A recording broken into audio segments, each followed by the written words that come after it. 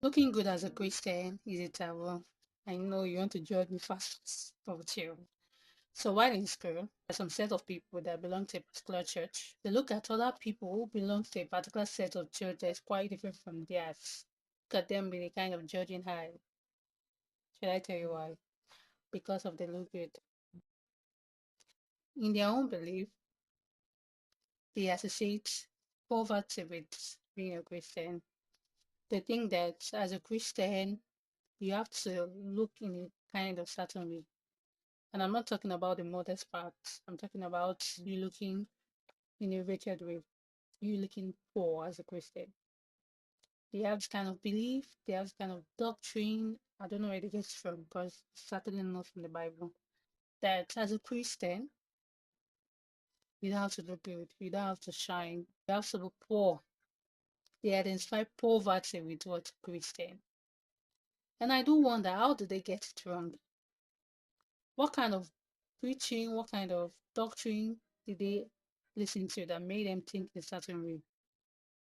Because the Bible itself do talk about wealth and riches, do talk about how Christians should live in abundance.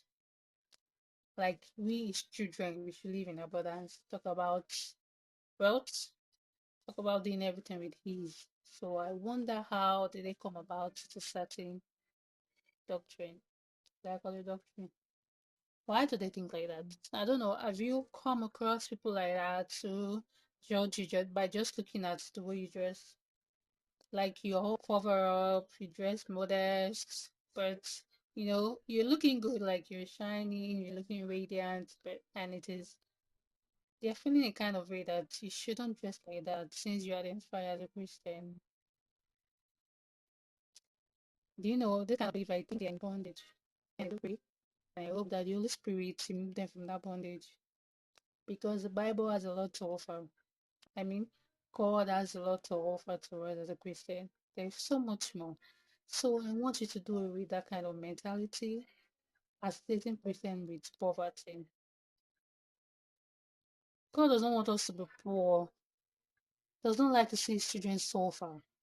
So please, if you're one of those who think as a Christian you have to be poor, please, I pray that the Lord help you, that the Holy Spirit speak to you because I know this can only be the work of the Holy Spirit.